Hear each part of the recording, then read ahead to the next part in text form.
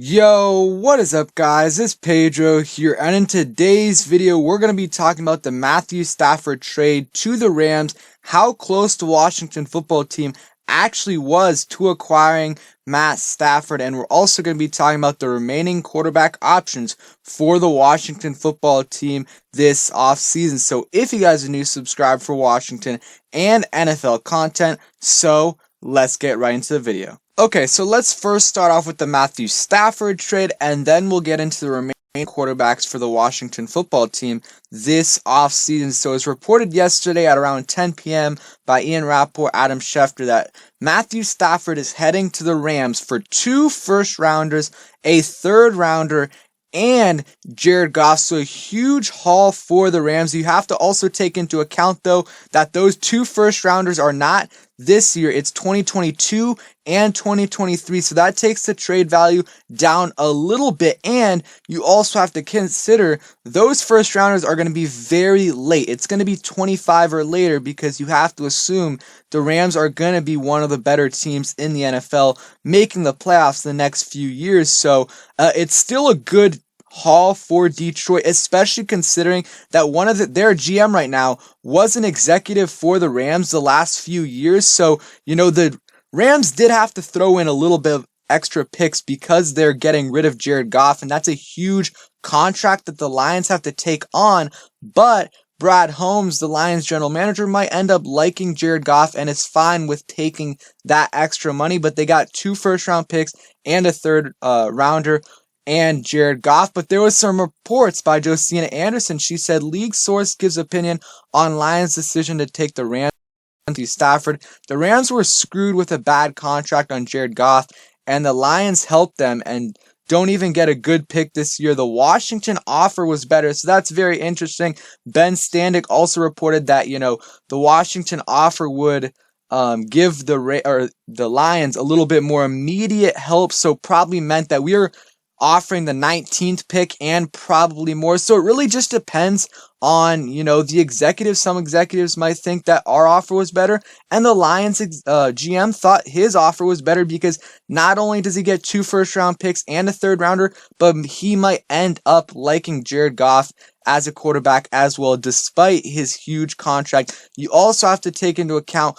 Matthew Stafford's preferred destination was the Rams or any team in that area. So the Lions, he's gave his whole career to them. He's been very loyal, so they might have tried to do right by him by trading him to the spot that he wanted to. So I think that's what happened there. It is unfortunate.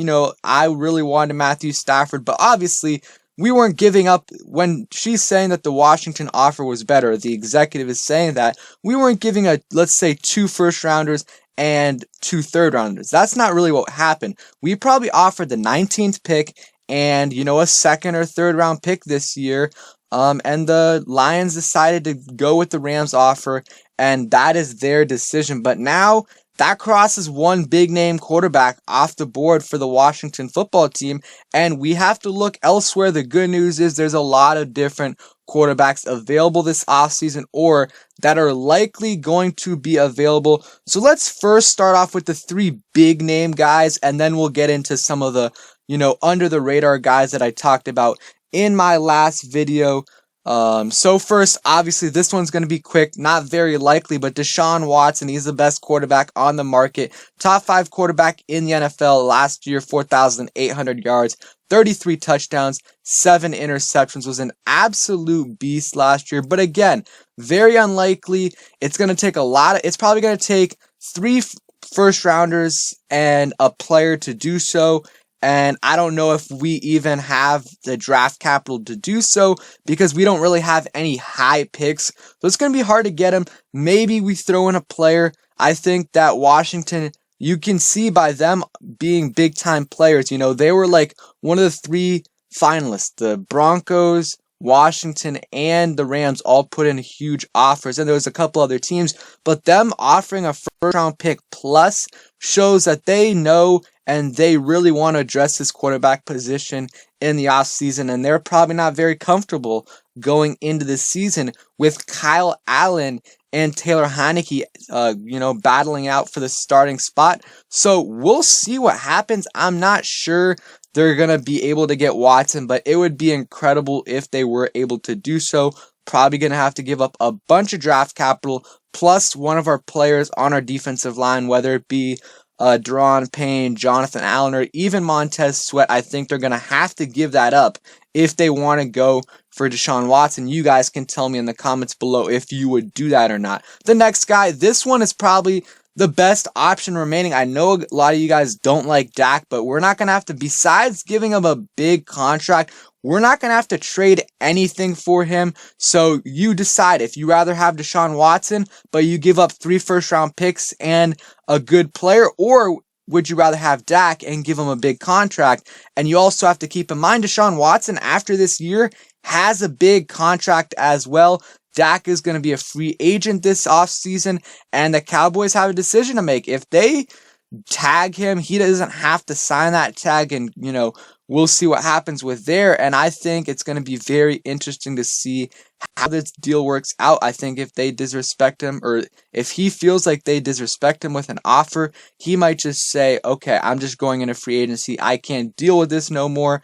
They've been giving all the money to Zeke, Jalen Smith, DeMarcus Lawrence, so it might be time for me to leave. And hey, if he does, I think Washington's going to be aggressive, and I think that's probably the best quarterback available that they realistically can get. And the thing is he going to reach free agency or not? The next guy of the, kind of big name quarterbacks available could be Derek Carr. We'll see if he's available. If he is, I think Washington is going to try to get him. Last year with the Raiders, 4,100 yards, 8 yards a throw, 27 touchdowns, 9 interceptions, had a 101 pass rating. So had a good year this past season, but had struggles, from 2017 to 2019. Or 2019 was an okay season for him. So we'll see what would have to be given up to get him. The Raiders might be in the quarterback market. They kind of are every year. There's rumors with them, and we'll see if that happens. And if it does, I would try to acquire him because we do need an upgrade at that position. So those are the 3 guys right there that are big names. Some other veteran options that could become available. Matt Ryan, that's a big contract, though I don't know if they would go for that. But the Falcons are drafting at number 4, so we'll see. And then Jameis Winston in free agency, Marcus Mariota via trade, Tyrod Taylor, Jacoby Brissett are all possible options for us this offseason. Who knows what happens with that? And then also, there's always the draft. Mac Jones, Trey Lance are really the only possible options in the 10 to 19 range. I don't think we're going to get, no doubt we're not going to get Trey Lance. I don't think we're going to get Trey Lance at 19. Would have to trade up for him, but that's another option. But then you're probably going to have to sign a veteran or start Kyle Allen or Taylor Heineke, because I don't think Trey Lance is going to be able to start in his rookie year. Mac Jones is more of a NFL ready prospect, but I think Trey Lance has a lot more potential. So those are kind of some targets that could, remaining quarterbacks available. We'll see. It's going to be very interesting if we can answer this quarterback situation this offseason. So thank you guys for watching. Hope you guys enjoyed the video. If you did, please smash that like button, subscribe if you guys new, and turn on those post notifications so you never miss a video. And let me know what your dream quarterback scenario is for the Washington football team. Peace, guys.